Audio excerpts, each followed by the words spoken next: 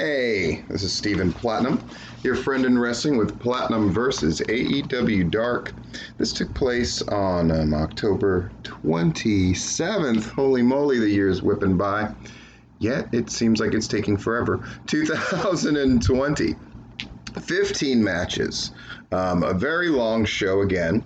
And lots went down. They had, I guess, one, what I would call a very evenly matched competitive match with wrestlers of sort of equal stature. We can call it two if you want to call TH2 in sort of the more the winner's bracket kind of thing.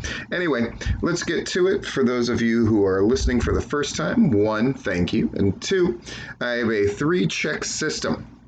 For matches that are obvious squash or enhancement matches, the 3-check system goes like this. 1 check for the person who should get put over, being put over in a way that is at least semi-memorable. A 2nd check if they are made to look dominant and outstanding. And then a 3rd check if the individual or team that is losing looks good in defeat. All right. So, and if it is a competitive match, the 3 check marks go to, was it a quality match? The 2nd check goes for, where both teams kind of elevated in a way throughout the match. And then a 3rd check is for, did some piece of business get done where something was advanced, an angle was formed, etc., etc., etc. Cool. AEW Dark, you got your usual commentators here. We got Taz and Excalibur, and they're joined in different points by other people as well. I'm not going to go into that like I usually do because I don't think any of the extra commentators really added anything. It was what it was. So we had first match, Top Flight against Evil Uno and Stu Grayson. This match was happening in order to give the Dark Order's top tag team a win, and that's exactly what it did. And their finisher looks dynamite, kind of a Gory Guerrero, like it just looks really good. Gory Guerrero special into a kind of a flipping thing into a cutter, and so it goes. So 3 check marks, good outing for Evil Uno and Stu Grayson. Top Flight did a pretty good job. I also usually pick the enhancement talent that I think did the best job. Often I pick a male wrestler and a female wrestler or some combination thereof. This time it is 2 female wrestlers that are going to take that honor. So just so you know, Ricky Starks against VSK. VSK, by the way, who also wrestled on Dynamite tonight, but I'm going to do the Dynamite report separately. Ricky Starks is getting really comfortable doing these matches. It looks really good. Kind of no weaknesses in the armor here. Ricky Starks wins with the Rochambeau. VSK really looks good here. It's you wouldn't know it from his appearance on Dynamite, but you know he's here. He does a good job. 3 check marks here. Lee Johnson against Matt Sydal. Lee Johnson's outings are looking better and better and better. And if the 2 women that I'm going to talk about didn't have such an outstanding showing, I would definitely have Lee Johnson as enhancement talent of the night. As it is, Matt Sydal clearly puts over his new thing, which is I do this submission wrestling thing. He and Lee Johnson really do have a really great match. 3 check marks, and we're moving on. Hikaru Shida against Leyla HIRSCH. Leyla HIRSCH is fucking dynamite. Sign that bitch. And she had another great match on Dynamite with Serena Deeb. She just, it's remarkable because AEW's women's division, which was rife with problems 2 weeks ago, all of a sudden, just with Leyla HIRSCH doing such a great job and other things that I'm going to talk about, all of a sudden their women's division just seems miles better. Hikaru Shida had a really good outing here as well. I think she needed a really solid, great match for her confidence, and she got it. And yeah, great stuff. 3 check marks. Leyla HIRSCH, one of our 2 enhancement talents of the night. Really check. I would advise that you check out either one of the Leyla HIRSCH matches, either the one with Hikaru Shida or the one against new NWA Women's Champion Serena Deeb that happened. And you'll see what I mean. She wrestles the kind of matches that they don't do on NXT.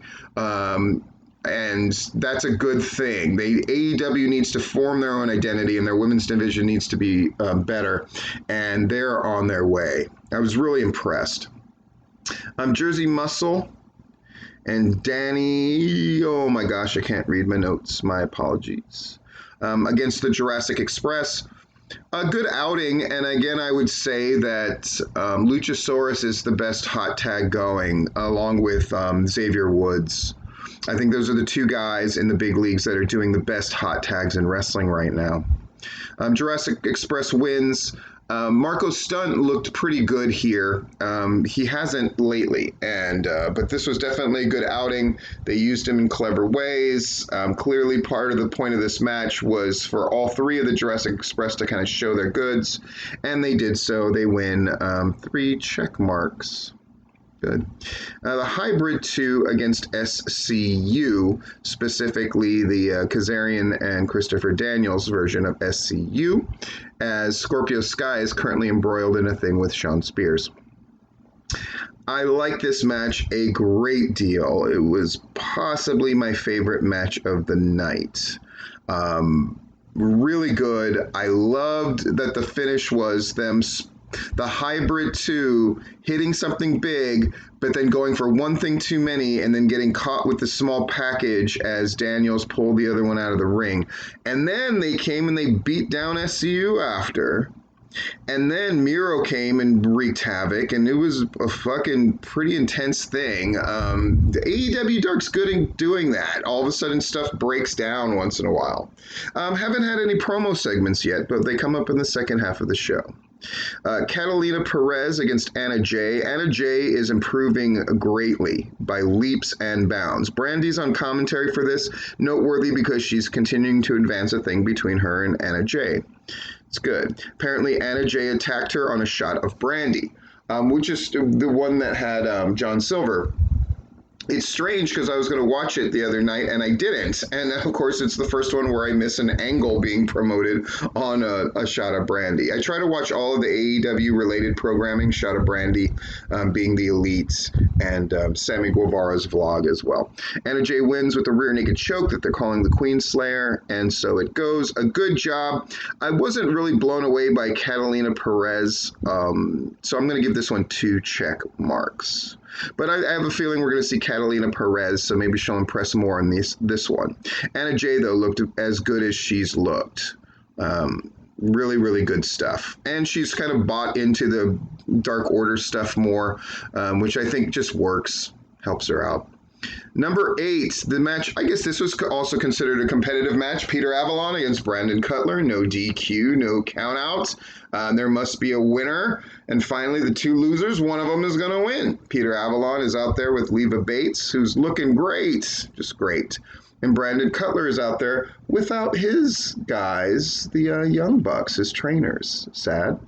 But in the midst of this, Leva Bates gets mad as a bunch of books get dumped, and then Peter Avalon snatches the book out of her hand as well, which have brass knuckles inside, but Leva Bates slaps him, calls him a son of a bitch, and leaves. And then the Bucks do show up at ringside for Brandon Cutler. So after a match that I would, you know what, I take it back what I said before, this was match of the night. Really fucking good. Maybe Hikaru Shida, Leyla HIRSCH, and Peter Avalon, Brandon Cutler were both fucking really good matches. I love the top rope Hurricane Rana that Brandon Cutler rolled through and made into like a sunset flip kind of pin and got the pin. Exciting stuff, really good. And the Bucks may be on their way back to Niceland. Let's see. Number 9, the Best Friends, who came to the ring first, which was interesting, against Anthony Bowdens and Max Carter, who called himself Platinum Carter. And he got a promo where he kind of did like a weak little battle rap thing. It was kind of cool to see enhancement talent get a mic moment like this. They have a pretty good match. Best Friends end up winning with the strong 0 with the assist double stomp on the booty. Boy, they like that in AEW, where somebody's doing some kind of pile driver and the other person like steps on your butt. Whatever. Best friends win. They do a great job. 3 check marks. Now Alex Marvez is interviewing Scorpio Sky, but it doesn't last long because we see that his dressing room has gotten trashed, and they write thief on the window. Apparently Sean Spears claims that Scorpio Sky has sort of stolen his thunder, hence the thief thing, and we'll see if this continues on AEW Dynamite. Spoiler alert, it does. 10th match, Brian Cage against Fuego del Sol. Brian Cage really good at these things where he gives just a little bit to the other guy, so he gets a couple spots in. Possibly the series of spots of the night where Fuego del Sol does a front flip for a Dragon Rana. Brian Cage catches him, power bombs him, scoops him up, buckle bombs him, and then gets him in this crazy looking Weapon X move. God damn, it was brutal looking. Brian Cage wins, 3 check marks. Match number 11. Dark Order number 10. The de facto Sean Legacy against Sean Maluta. A pretty competitive match here. I love the weird ripcordy, well, it's kind of like a hammerlock that he kind of used as a ripcord in reverse and then clotheslined him in the back of the head. I really liked it. I hope he keeps it. And the announcers and the replays seem to indicate that they're trying to make a big deal out of it. So it was a good look. 3 check marks. Match number 12, Ivelisse and Diamante, who've only lost 1 match as a team and won the Women's Tag Cup. They were the inaugural winners. Against KiLynn King, who again shares and takes the enhancement talent of the Night Honors and Savannah Evans, who did a pretty good job, but KiLynn King's hot tag in this was fucking unbelievable. So KiLynn King and Leyla HIRSCH are 2 enhancement talents of the night. Really, really great hot tag. Ivelisse and Diamante win. A series of things happen, ending with Diamante's code red. Cool. The match number 13, almost there. Aaron Solo against Sonny Kiss. A good outing for Sonny Kiss after getting absolutely demolished by Kenny Omega's cleaner character. Really good match. Sonny Kiss's forearms, all the basics have tightened up to go along with the more spectacular stuff. And Sonny Kiss wins with the split leg drop off the second rope. Good stuff. 3 check marks. Aaron Solo does a very good job. Then Lance Archer hits the ring, knocks them both out of the ring. Jake Roberts cuts a promo that I can only describe as not so great. Match number 14. Nick Coronado, who's really grown on me. I really liked him last time. He's the guy from the woods, kind of a big, burly, scary dude, against Will Hobbs, and it's a really good match, and Will Hobbs adds a frog splash from the top rope to his arsenal to pick up the win. 3 check marks, really good. There's some drama there where Taz is like, we made you an offer, you still haven't answered us, etc., etc. Then we got Darby Allin in the de facto main against Alex Chamberlain. Darby Allin looking every bit the star, super quick, super agile, wins with the coffin drop, then Team Taz attacks him, or at least Brian Cage and Ricky Starks do. And then Will Hobbs comes with a chair, and they Team Taz rabbits, so Hobbs helps out. Taz is still yelling that he hasn't answered, though that seemed like an answer.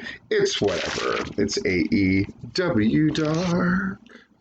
So that is AEW Dark and Platinum Versus. And I'm Stephen Platinum, your friend in wrestling. Congratulations to 2 people that I'm going to keep my eye on. KiLynn King, who I already think the world of, and Leyla HIRSCH, who they need to sign ASAP.